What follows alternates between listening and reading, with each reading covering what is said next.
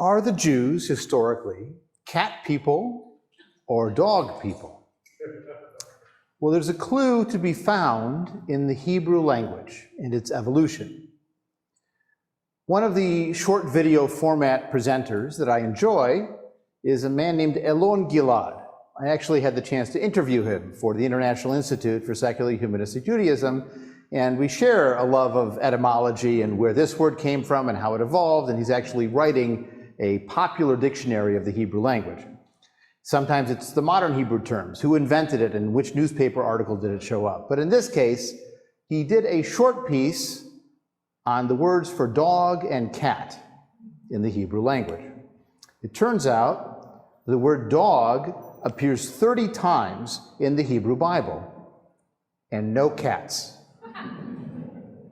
The Semitic word for dog is the same in all the Semitic languages because dogs were ubiquitous, widespread in what's called the Levant. Think of Iraq all the way through the current territory of Israel, Palestine, Lebanon, Syria. In that whole area, there were dogs going back a long time, even before the languages split off from each other. So in Arabic, it's kalb. In Hebrew, it's kelev. It has that same kl or b at the end of it. And so it's ubiquitous in the Middle East, in that part of the Middle East. However, cat, they're all different. They use different words. So in modern Hebrew, it's chatul. In Aramaic, it's shunra.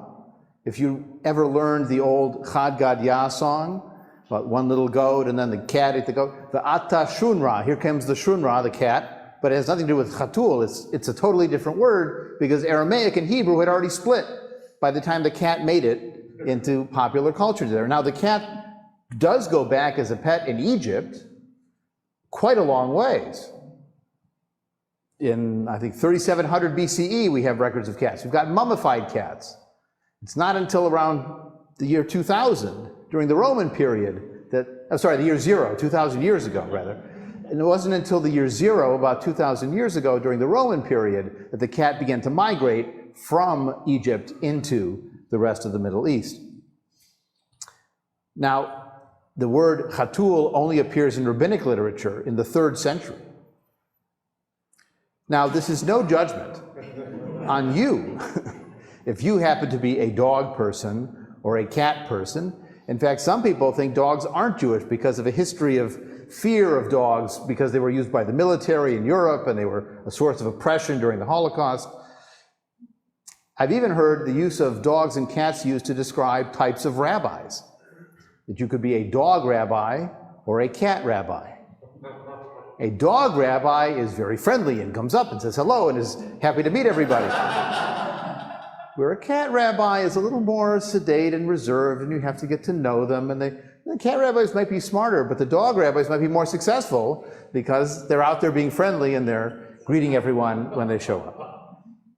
There's actually an essay on this by Dan Cohn-Scherbeck, if you're curious to look up dog rabbis and cat rabbis. Now, just as there are different kinds of rabbis, there are different Jewish New Years. There are actually 4 Jewish New Years, according to the Mishnah, the first collection of rabbinic teachings. Now, in our own lives, we have many New Years that we experience. For example, you have your personal New Year. It's called a birthday. You have a couple's New Year. That's called an anniversary. You have a school New Year, which for parents is wonderful, and for kids, perhaps less so. I remember once seeing a commercial by Staples, I think it was, where kids are walking along very downtrodden through the aisles of the store, and the parents are laughing and jumping around, and the music playing is, "It's the most wonderful time of the," it's the back to school sale. And the parents love it and the kids, but it's an anniversary, it's a new year of sorts. Well, in Jewish life, we had these 4 New Years described in the Mishnah, in the section called Rosh Hashana. And I want to share with you this section, you've got it on your screen, to see what the 4 New Years are all about. There are 4 days in the year that serve as the new year, each for a different purpose. On the first day of Nisan, which is in the spring, is the new year for kings. That's when you count a king's rule. It always starts from that one date, not the date they take power, but there's sort of a universal anniversary. It's analogous to horses today. Every horse's birthday is January 1st. You simply track them by the calendar year in which they were born. Not, they have to keep track of every horse to know when their exact birthday was. So the new year for kings is the first day of Nisan. It's also the first day of Nisan is the new year for the festivals. If you read the Torah in Leviticus 19, it describes a calendar where the first day of the year is the first of Nisan, leading into Passover. Of course, the Jewish New Year today is not in the spring, but in the calendar in Leviticus it is. So they had to kind of square that circle, so maybe it's the backup New Year, or it's the New Year for counting the holidays, because that's how they're listed in Leviticus. And then here's our key one. On the first day of Elul, which was yesterday, is the new year for animal tithes. All the animals born prior to that date belong to the previous year's tithe and are tithed as a single unit, but those born after that date belong to the next year. Basically, you take a census of your flock, and then you decide your tithe, your mandatory sacrifice, as of this date. This is the cutoff date. This is your assessment, your census. The first day of Elul. It's the month just before what is today the Jewish New Year. It's 1 month before Rosh Hashana. However, there's some disagreement, because Rabbi Eliezer and Rabbi Shimon say the first year for animal tithes should be the first of Tishrei, which is Rosh Hashanah, which is the general Jewish New Year. So they would lump them together. To give you one more thing to do for the Jewish New Year, you also have to count all your animals. But on the first of Tishrei, that is what we today call Rosh Hashanah, that is the new year for counting years. You've got a Jewish New Year, you've got Jewish years, you've got to have a time to flip the calendar. Well, this is it, the first day of Tishrei. It's also the first day of a new year for calculating the sabbatical and the Jubilee years, the idea that every 7 years you leave the land fallow, and on the 50th year you release all the debts and the slaves, at least the Jewish slaves. All of that is calculated based on the first of Tishrei. And you also use that for tithing vegetables, because when you pick vegetables before that date, it's not going to count as after that date, and so on and so on. And then finally, on the first day of Shavat is the new year for trees. When you're counting, is this tree 1 year old or 2 years old or 3 years old for sacrifices?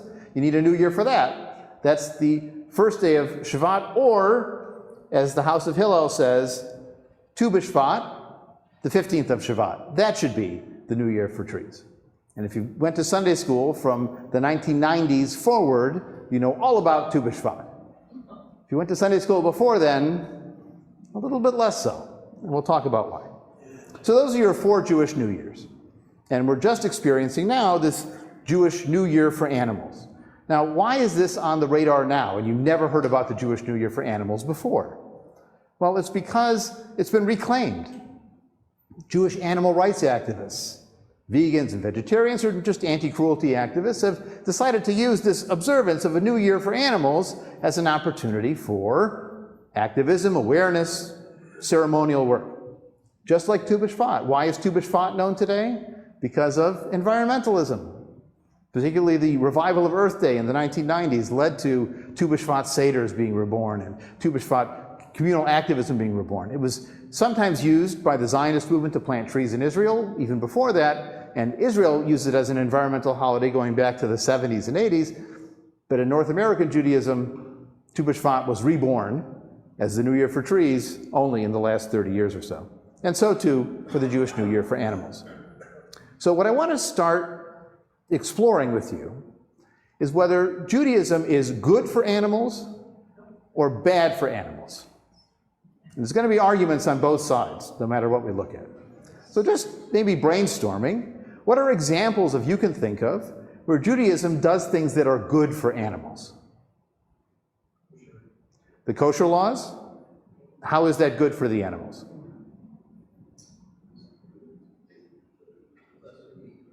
It would make you eat less meat because it's harder to get the right kind of kosher meat? It won't feel better for the animal that falls in your orbit, right? You're still eating them.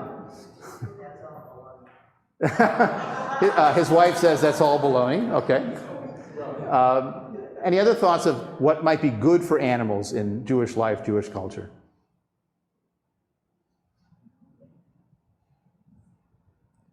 Who gets to rest on Shabbat? Everybody. Even the animals. Right? Even your animals are explicitly listed as they get to rest. Oh, the women aren't.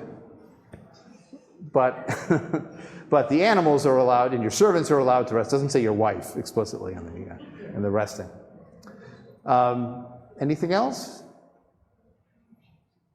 Well, we'll explore some more. What are some things that might be bad for the animals in Jewish life and culture? Animal sacrifices, okay. Yeah. Chicken soup. Every time we get sick, a chicken has to die. Okay. Anything else? Have you heard of a ritual called kaporos or kaparot? This is an Orthodox ritual where you transfer your sins onto a chicken, preferably a white chicken, for whatever reason, and then you slaughter it, and then you swing it over your head as a way to collect your sins. Again, that's right. You swing it when it's alive, and then you kill it. Yeah. Well, there's a reason why you don't do that with goats or cattle, right? It wouldn't work. But, well, you can't use cats because you couldn't sacrifice cats. They weren't kosher. So, okay, we've got sacrifices, we've got atonement, we've got the fact that you're eating animals, from an animal rights perspective. For some people, eating any kind of animal, no matter how it's slaughtered, would be a problem. Well, all right, let's look at some examples then from Jewish literature and law about how we've treated animals. And we can go back to the very beginning with the creation of animals themselves. Remember, in a creationist perspective, we go back to Genesis 1 to find out how it all started. So, on day 5, we have the beginning of the creation of animals. After the lights and the water and the land. Now on day 5, God says, "Let the waters bring forth swarms of living creatures, and birds that fly above the earth across the expanse of the sky." So you've got fish and you've got birds as the first animals created. God created the great sea monsters and all the living creatures of every kind that creep, which the waters brought forth in swarms, and the winged birds of every kind. And God says, that's good. These animals are good. He blessed them and said, "Be fertile and increase." Literally, be fruitful. Pre is fruit. It's be fruitful and multiply. "Fill the waters and the seas, let the birds increase on the earth." So they get to multiply, they get to spread. Evening and morning, a 5th day. And on the 6th day, let the earth bring forth all living kind of cattle, creeping things, and wild beasts of every kind. So notice it makes a difference between the behemah, which is the domesticated animal, like cattle, and the chaya, the wild animal. You might have heard, if you had any relatives that spoke Yiddish, the word wilde chaya. If you were a wilde chaya, what was that? Anyone remember? Like a wild animal, right? You were a wild animal. And a behemah was just a sort of cattle, settled animal. That could also be an insult in its own way. But that was a distinction that the rabbis also would make between the domesticated animals and the wild animals out there in the world. But these are now created also. God made wild beasts of every kind and cattle of every kind and all kinds of creeping things on the earth. And that was good.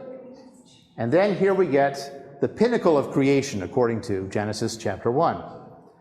God said, "Let us make humankind in our image, after our likeness. They shall rule the fish of the sea, the birds of the sky, the cattle, the whole earth, and all the creeping things that creep on the earth." So now we have one kind of creation, or creature, if you want to say it, that is above, that is in charge, that is different from all the others. And God created humankind in the divine image, in the image of God, male and female. He blessed them, and God said, "Be fruitful and increase." Pru uravu, again, the same thing as he said to the fish. "Fill the earth and master it." So not just fill it, but rule it, be in charge. "Rule the fish of the sea, the birds of the sky, and the living things that creep on the earth.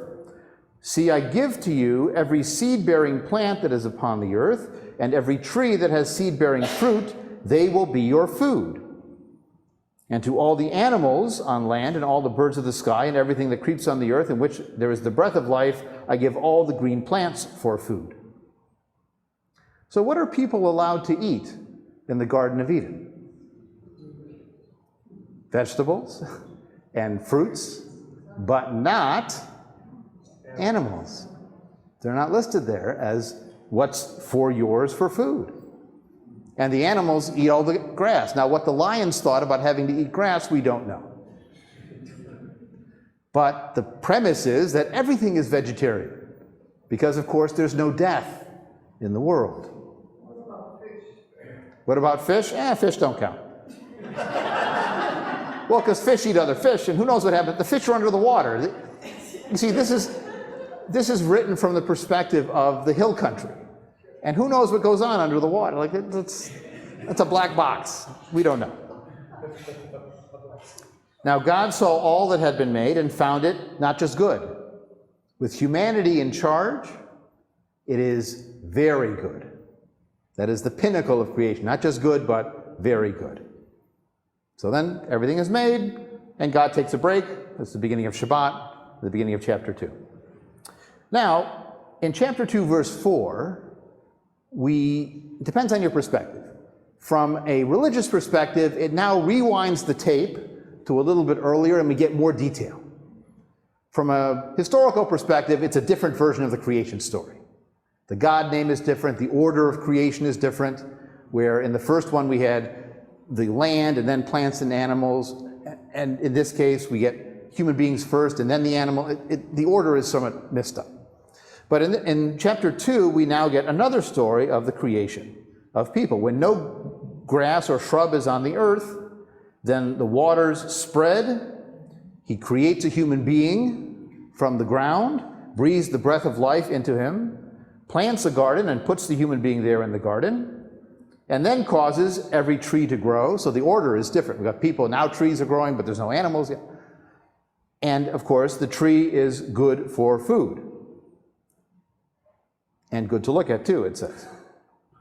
The river comes out and waters the ground, and then God says, it's not good for the human being to be alone. I will make a fitting counterpart for him. And now God forms out of the earth all the wild beasts and all the birds of the sky and brings them to the human being to see what he would call them. And whatever he calls them, that's its name. So now again, the human being is in charge, right? He's the one naming all the animals, but the purpose of the creation of the animals is given as to be companions. Again, not for food, but to try to keep him company, because it's not good for him to be alone. And yet, even though he put names on all the animals, there was no fitting counterpart to the man that was found. And so God puts a sleep upon the human being and takes one of his sides or his ribs, depending on your reading, and then he fashions that side from the man, from the ish, into an isha, into a woman. And he brings her to the man, and to the man he says, this one is bone of your bone, or actually the man himself says, this is bone of my bone and flesh of my flesh. I will call her isha, woman, because from ish, from man, she was taken. So the companionship of the animals was okay, but not perfect. And then, of course, we know, once you have man and woman together, everything falls apart. Due to an animal, right? The snake in the garden tricks them into eating from the tree of knowledge, and then ultimately they are expelled. The snake itself is cursed, right? He brings death in the world. There's enmity between him and the human being. But this is the creation story, that it's vegetarian in an ideal world, but after death now we know things are all different. Question? Okay, sir, are the animals reproducing sexually before woman comes about? Well, part of the challenge is we don't know the time frame. This could all be in like 36 hours. That this is all happening, right? So it's probably not enough time for those kind of things to happen. This could have been happening over eon. Again, this is a myth, right? I remember hearing a story from Sherwin Wine that when he was a kid, he would ask questions of his father of these stories, and his father would say to him, "These stories were not made for so many questions." So you don't necessarily want to ask too many questions about this. Okay, so here you get this creation story. You've got the beginnings of all kinds of things, why we wear clothes and why we feel like we're naked and why there's death in the world and why we don't like snakes. But in the end, the snake is cursed with this crawling on the ground and eating dust, an enmity between the snake and people. So some animals we don't like, that's the premise, as opposed to all these animals just made for our benefit. And now Adam has to work the ground to earn from the sweat of his brow, but also we have this possibility that there's death in the world. Because what happens after they leave? The eternal God made garments of skins for Adam and his wife. So if there are skins, something got skinned, which means something died to help us. This is part of the use of animals for human beings. And of course, animals get used by human beings for all kinds of things. For physical labor, right? For produce, milk and meat, and for ritual purposes too. So let's look at the next major story, which is the story of Noah. Now, some people point to Noah as a great story about Jewish culture and animals, because he doesn't just save Noah, he saves all these animals. And kids get these Noah play sets with two little animals walking in the ark. Once in a while, though, you get a particularly sensitive kid who says, "What about the third horse?" Right? We're taking one male and one female. What about horse number 3? What about the colt that doesn't get on the ark? It's only one of each. Now, in chapter 6 of Genesis, it says, take one pair of each animal. In chapter 7 of Genesis, it says, take 7 pairs of the clean animals and 1 pair of the unclean animals. Now, lest you think that's necessarily better, what is the purpose of clean animals? Food or sacrifice, which you could call lunch for the god, but it's food or sacrifice. So the reason you have extras of the pure animals is for other purposes. Was there a question or comment in the back? I was mentioning. Okay. So this is the Noah story, where it seems like they're saving animals for the sake of saving animals, but maybe not so much. Maybe not so much. Now, after the flood, we'll look at a little passage of that. Noah blesses God and his sons. And he says again, sounds familiar, Pru uravu, be fruitful and increase, multiply, fill the earth. Remember what used to fill the earth were the fish and the birds. Now, the human beings get to fill the earth. Notice what it says here. The fear and the dread of you will be upon the animals. They'll be afraid of you. That's why the wild animals run away. It's an etymology for that. And upon all the birds of the sky, everything with which the earth is astir, and upon all the fish of the sea, they are given into your hands. You can do with them as you choose. You're in charge. Every creature that lives will be yours to eat. As with the green grasses I give you also. Now we have explicit permission to eat them. And notice it's every creature that lives is yours to eat. Even the little piggies. At this stage. Later on, we'll have rules that define allowed animals and forbidden animals. You must not, however, eat flesh with its lifeblood still in it. There's an abhorrence of eating blood. That's why some of the kosher laws, you can't stun the animal. You have to have it at full vigor when you cut the throat, so as much blood as possible is drained out of it. In fact, you even salt the meat later. If you're baking and you break an egg, you're supposed to break the egg into a separate bowl. So in case there's a blood spot in the egg, you don't pollute the entire pot. You can't have blood, which is what makes the blood libel in medieval Europe so ridiculous. If they knew anything about Jewish dietary laws, To say that you took human blood to make matzah is the exact opposite of the dietary laws prohibiting eating of blood. And it's presented here as maybe an anti-cruelty measure. You don't eat the flesh with the lifeblood, or maybe it's a jealousy measure. Your own lifeblood I will require a reckoning. I will require it of every animal, of every humankind too. The blood belongs to God, not to people, because it's the blood of life. All right. And again, be fruitful then, and increase and abound on the earth and increase upon it. Now what's fascinating about that last verse, instead of milo, fill the aretz, it says shirtzu, which is the same word used for like a creepy crawly insect. Swarm. I want you to, or you're allowed to swarm over the earth. But of course, when a locust swarms, it's destructive. So I find that choice of vocabulary really, this is the etymology thing. It's fascinating that now when people are spreading over the earth, it's not just fill the earth, it's you're allowed to swarm the earth. And what have we done? That's indeed what we've done in our 8 billions all over the world. So here's the Noah story. Is it good for animals? Is it bad for animals? Well, we are allowed to be fruitful and multiply. The animals are also allowed to be fruitful and multiply, but that's not always good for the animals. In Yuval Noah Harari's book, Sapiens, he talks a little bit early on about whether domesticating animals has been good for the animals or not. There are certainly a lot more chickens in the world than there would be if they lived in the wild. But what's their quality of life? And what's their life prospect? Do they get to live to a ripe old age? Do they have a fun life while they're living? No. Well, some do, but most don't. So it's been good for their numbers. It's been terrible for their quality of life, their interaction with people. Now, of course, there are plenty of other texts in the Hebrew Bible, particularly in the Torah, that detail how animals are allowed to be used. Which animals are allowed for food, how you're supposed to slaughter them, in what context can you eat them or not.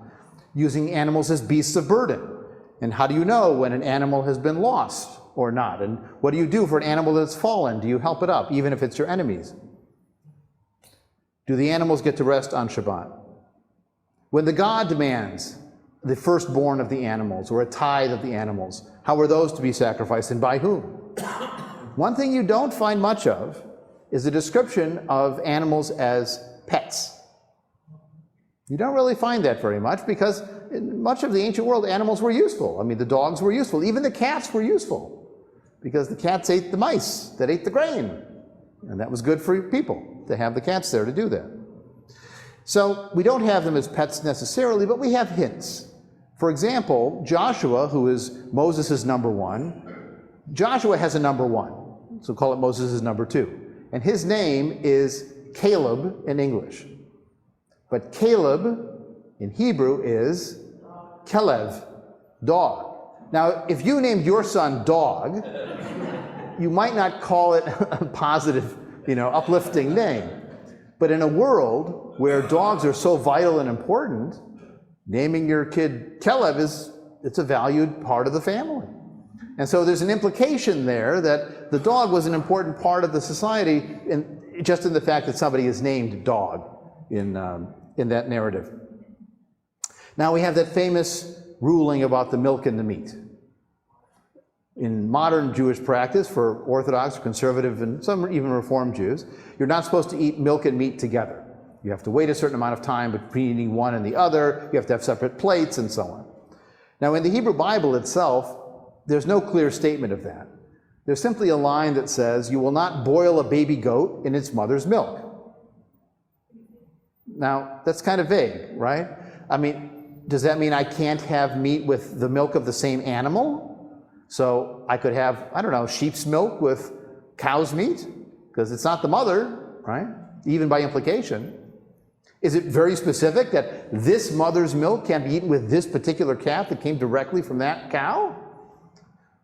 Or is it meant to be abstract and taken that way? Or is it simply a particularly cruel ritual that was being performed at the time? A kind of fertility rite, where you take the calf, which is a symbol of life, and you take the milk, which is sustaining the calf, and then you boil them together to kill the calf.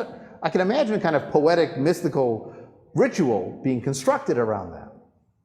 Maybe that was what was being, we don't really know.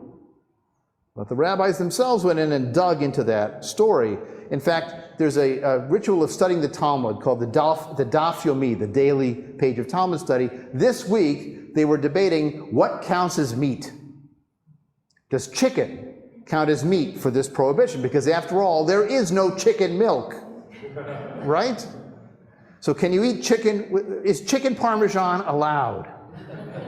Well, the rabbi, right, Parmesan is cheese, that'd be there. So could you eat chicken with a cream sauce?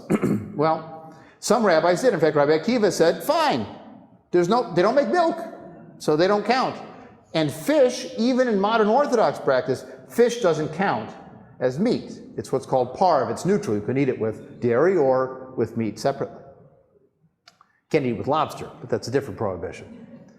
So here we have this debate over what counts as meat and what doesn't for the purpose of this rabbinic law about separating milk and meat. My favorite take on this particular law is a poem by Yehuda Amichai, where he says, from thou shalt not boil a baby goat in its mother's milk, they made all the many rules of kashrut. But the milk is forgotten, and the mother is forgotten, and the kid is forgotten. From I love you, we've built our whole life together, but I've not forgotten you as you were then. So it's a contrast message, where the kosher laws are built as mountain hanging by a hair, but our life is built on a moment that I still remember. It's a nice adaptation of that law. Two more examples of rabbinic practice that are sometimes seen as positive, but maybe not. The first is in Deuteronomy chapter 22. It describes what to do with animals in certain circumstances. And again, maybe one positive, maybe one negative. If you see your fellow Israelites' ox or sheep gone astray, do not ignore it. You must take it back to your peer. So, lost animals should be brought home. That's probably good for the animals. It's certainly good for the owners. And if he doesn't live near you, or you do not know who the owner is, because after all, not every animal has a sign on it, you bring it home and it stays with you until someone claims it, and then you give it back. Do the same with their donkey. You do the same with their garment. You do the same with anything that belongs to them. So it's a property question as much as anything. If you see your fellow Israelites' donkey or ox fallen on the road, don't ignore it. Raise it together. Now again, that's a compassion for the animal. It's also a compassion for the owner. But there's something to be said for the compassion for the animal to help lift it up. Now, interestingly enough, in Yiddish you'd say mitten derinnen, in the middle of everything, a woman should not put on man's clothing or a man wear women's clothing. Just in case you forgot, I don't know why it's here in the middle of all these animals' rules, they throw in this one about not cross-dressing. This is, by the way, the justification used in some circles for prohibiting women from wearing a prayer shawl or putting on tefillin, the prayer boxes that Orthodox Jewish men wear, because those are defined as women's clothing or men's clothing. Of course, guess who defines it as women's clothing or men's clothing? What men and women wear. You know, that's conventional. It's like when people can't find clothes that fit them, certainly for kids, in the girls section. Do you know what makes the jeans into girls' jeans? A girl wears them, and now they're girls' jeans. So wherever you buy them, wherever they fit, it doesn't matter. It doesn't matter. But that's a definitional question. So now here's the other law I wanted to highlight. If along the road you chance upon a bird's nest, in any tree or on the ground, with fledglings, little chicks, or eggs, and the mother is sitting over the fledglings or on the eggs, well, let's say you want them. What do? This says, do not take the mother along with her young. Let the mother go, shoo the mother away, and take only the young, so you will fare well and have a long life. Now, that's good for the people, right? You shoo the mother away, ideally, she'll come back, lay more eggs, you get more eggs. Is it good for the animal?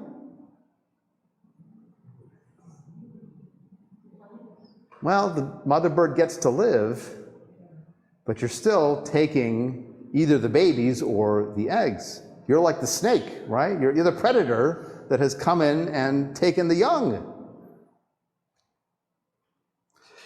And there's a claim here that if you do this, you will live a long life. It will be good for you. And this leads to one of my favorite stories in the Talmud. There's a rabbi who's famous or infamous as a rabbi who lost his faith. He's sometimes known as Acher, the other one, because they didn't want to use his real name. But his name was Elisha ben Avuya, Elisha the son of Avuya. And the story goes that Elisha saw a man who, on Shabbat, climbed up a tree and grabbed the mother with the young and got away. And then another man waited until the end of Shabbat, climbed the tree, and shooed the mother away and took just the eggs. And on his way down the tree was bitten by a snake and he died. So here we have an explicit contradiction. The Torah says, if you follow this rule, you will live long and have a good life. And here in real life, someone broke the rule on Shabbat and lived, and someone followed the rule and died. And so he said, where is this man's long life? Where is the good for him? Now here the narrator of the Talmudic story jumps in and says, well, if only he'd known that that good long life is in the world to come. It's in the afterlife. If you want more on the afterlife, come to my program later in the month. But that's an explanation trying to resolve the contradiction of having obeyed the commandment and then still suffering. Well, is this saving the bird good for the bird, bad for the bird? It's good for the people, in theory. Now the last text to look at is this concept of tsar ba'alei chayim, the pain of animals, the pain of those who have life. We mentioned helping your neighbor's horse or ox or donkey back to its feet under a burden. You don't take the meat from the living animal. There's a claim that kosher slaughter is more humane because the animal dies faster. There are debates about this. And there's even some rules that say sometimes you have to care for the animal before yourself, that the animal gets fed before the people do, although people get to drink first. That's a little bit of both. In Proverbs chapter 12, it says, the righteous care for the needs of their animals. So there's a criteria of being righteous that you have to care for the animals. And then in the Kitzur Shulchan Aruch, which is a summary of Jewish law from the 19th century, we get a summary of these laws of caring for animals. The Torah forbids us to inflict suffering on any living creature. It's an obligation to remove the suffering of the creature, even ownerless, even if it belongs to a non-Jew. However, if the creatures are troublesome to mankind, or they are needed for medical purposes, or any other purpose, it is permitted to kill them, and we disregard their pain because we're allowed to slaughter them. So you're allowed to pluck feathers from a living geese if you need it for a quill, if you have no other feather with which to write, but many people avoid doing that because it's sort of cruel. If you wait for it to fall off, that's preferred. But you can kill them to eat them. Or if a spider finds its way in your house and you want to stop it to death, you're allowed to do that. You don't have to save them. But in general, you want to avoid cruelty to the animals. When horses pull a wagon and come to a rough road or a steep hill and cannot draw it without help, it's a mitzvah to help the animals. Again, even if they belong to a non-Jew, you're not helping your Jewish neighbor, but you're helping the animals because of the suffering of them. And lest the other person strike them to force them to pull up more than they're able. So you want to stop the whipping, and you help the animals. It's forbidden to tie the legs of an animal, beast, or fowl in a manner that causes them pain. You can't set birds of eggs on a different species. That's cruelty to the animals. You're forbidden to castrate a person or an animal or a beast or a fowl. That's cruelty to the animals. It's also interfering with be fruitful and multiply. Right? So those are some of the laws of avoiding cruelty to animals. So what can we do for a new year for animals? Well, some congregations bless the animals. They'll have people bring their pets to a service and they get a blessing by the rabbi or by the community. I would be sneezing up the wazoo. Sometimes people will even celebrate milestones. If a dog makes it to 13 years old, they'll celebrate something called a bark mitzvah. I wish I were joking. But if you look up bark mitzvah, you will find all these pictures of dogs in little taluses and little yarmulkes and like Torah-shaped treats, cookies. And it is as ridiculous as it sounds from my perspective. But we have to remember, of course, that for all these laws of avoiding cruelty to animals, there are plenty of reasons why Jewish life is not thinking of the good of the animals in its rulings. The original purpose of the New Year for animals was to tithe them for animal sacrifice. And we are allowed to use animals in labor, in food, in clothing, right? Leather, wool, those are animal products. We can use their skin to make a Torah scroll. The parchment that the Torah is made out of animal skin, of any kosher animal, actually. The leather for the straps on the tefillin comes from an animal. You may have heard the story, maybe 30 years ago now, of the agro-processor's kosher slaughter plant in Postville, Iowa, that was shut down for cruelty to the workers. It was not a non-kosher plant, even though the people were treated terribly. Because what made the food kosher or not was how the animals were killed, not how the people, the workers, were treated. And in the aftermath of the agro-processor scandal, some conservative rabbis tried to initiate what they called hekcher sedek, which is a righteous kind of kosher certification, that you couldn't have a kosher slaughtered animal if the people in the plant were not treated well. But many Orthodox rabbis refused to accept it, because they said it's not about the people. It's sad. It's about the animals. It's how the animals are killed.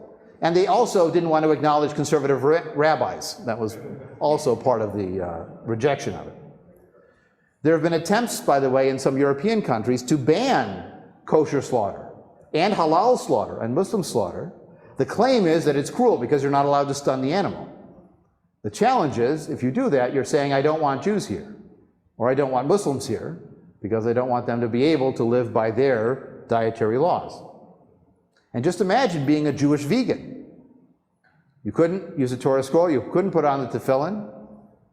What would your Seder plate look like? No shank bone? Right? Well, what some people do is they actually put a beet on the plate instead because it's red and it sort of evokes the shank bone. Or occasionally they'll put a sweet potato because then they can remember the Passover yam / lamb.